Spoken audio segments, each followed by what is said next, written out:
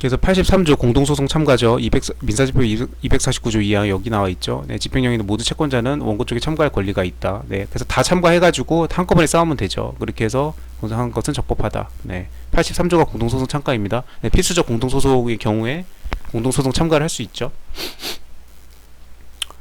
그래서 2번은 맞는 거고, 그 다음에 채무자가 제3채무자를 상대로 제기한 이행해소가 법원에 계속되어 있는 경우에도 압류채권자는 제3채무자를 상대로 네, 추심해소를 제기할 수 있고, 아까 이거랑은 달라요. 압류채권자끼리는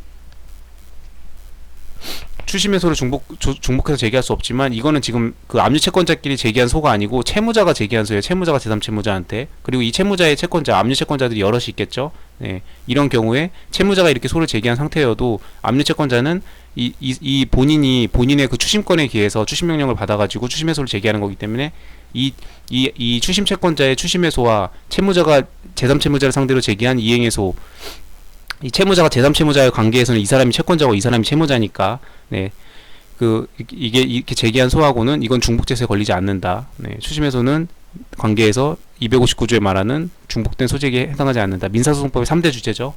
259조 중복된 소재기 금지, 그 다음에 제소금지, 제소금지가 몇 조였죠? 제소금지, 그 다음에 기판력 218조, 216조. 그래서 추심권자는 자기 고유의 추심권을 행사하는 거기 때문에 중복된 소재기에 해당하지 않는다. 여기 위하고 헷갈리면 안 됩니다. 추심권자끼리하고 추심권자랑 여기 채무자, 압류채무자를 말하는 거죠. 압류채무자하고 압류채권자하고 관계랑은 다릅니다. 해당하지 않는다. 맞는 거고, 그 다음에 채권자가 추심금 청구 소송을 제기해서 확정 판결을 받은 경우라도 그 집행에 의한 변제를 받기 전에 네, 압류명령의 신청을 취하여 추심금 소송을 제기해가지고 확정 판결까지 받았는데 압류명령을 왜 취하하죠? 신청을 취하했다는 건 본인이 취하를 한 건데 추심권이 소멸하면 일단은 추심명령 전부명령 전부 다 그 앞선 압류명령이 유효해야죠. 그래서 추심권이 소멸하면 추심 권능과 소송 수행권 여기 나오죠. 네.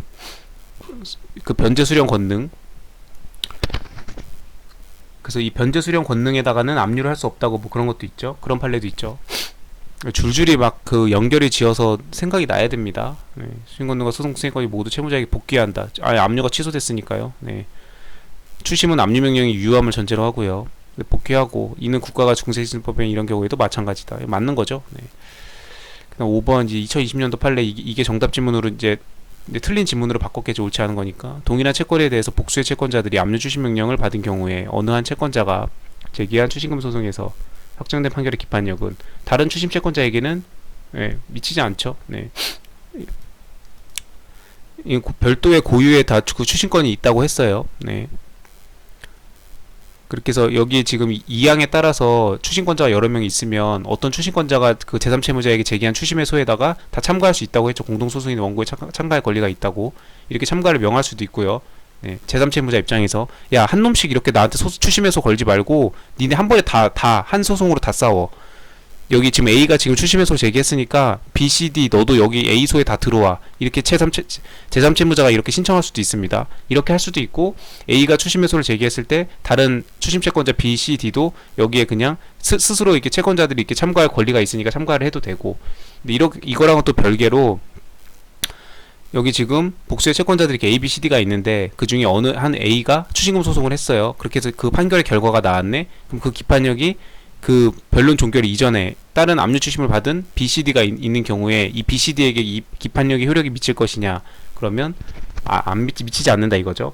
그래서 근데 이거 기판력 이거는 민사소송 논점인데 민사소송 논점이 들어온 거는 보통 정답 지문이 아니라고 그랬는데 이거 이런 이 정답 지문인 경우도 있네요. 뭐 이거 민사소송을 공부를 하란 얘기인가요? 그러면은 뭐 어떻게 하란 얘기죠? 그러면 1차 공부를 할 때 2차 공부도 다 하고 들어오란 얘기인가? 아무튼 그래서 이 기판력이 들어온 이게 지금 민사소송 논점인데 이게 5번이 틀렸습니다. 그래서 다른 추심채권자에게 미치지 않습니다. 2020년도 판례고 동일한 채권에 대해서 내용 또 그대로죠. 네, 그대로고 여기 뒷말 바꿨어요. 다른 추심채권자에게 미친다라고 바꿨죠. 미치는 게 아니고 미치지 않습니다. 미치면 안 되겠죠. 그 이유는 다음과 같다 해가지고 내용이 되게 긴데 제가 3개로 압축했어요. 소송 당사자가 다른 이상. A와 B와 C는 다 소송 당사자가 다르죠. 소송 당사자가 같아야 기본적으로 기판력이 미치죠. 민사소송법 216조 218조 기판력.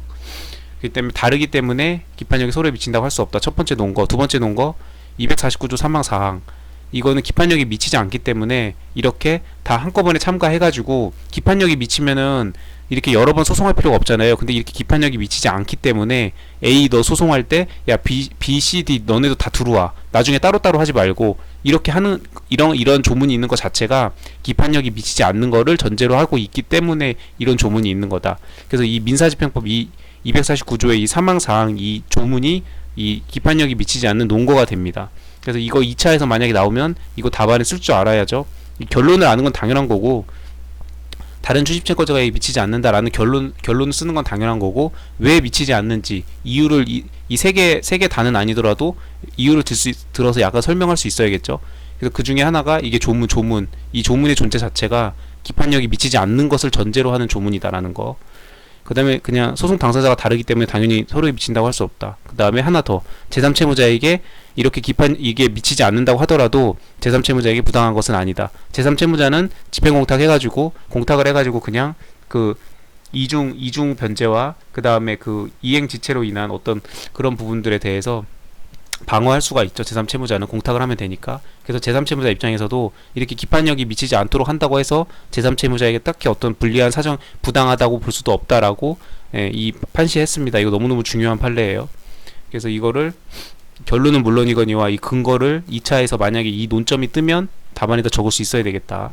되게 중요한 논점 나왔습니다. 역시나 중요한 논점이기 때문에 정답 지문으로 구성을 하죠. 18번 보전처분 이의에 대한 설명 중 옳지 않은 것은 2번이 틀렸나봐요.